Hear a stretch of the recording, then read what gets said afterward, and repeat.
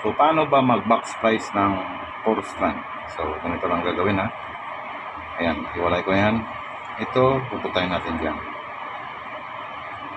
Ito, pupuntahin natin dito. Ayan. So, tandaan nyo, kung saan ito, ayan siya, yan. Yan ang ipitin natin. So, ipitin natin yung ganito. So, papasok natin ganyan. Ayan. Tapos, yung kabila, ito siya, ipitin natin, papasok natin dito. Ayan. So, ayan. Yan ang kalalabasan niya. So, pagkatapos niyan, ganun pa rin, kagaya ng ordinary na pag-splice, overlap natin, pag ganyan, overlap dito, papasok dito sa kasunod. Ayan, titingnan natin dito. Pasok natin dyan.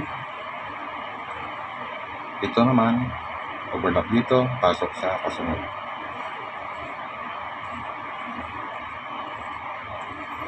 Ito, overlap dito, pasok dito.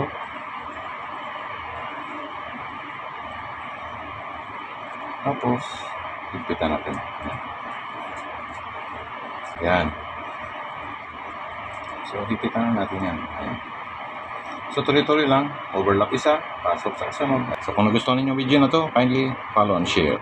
Maraming salamat.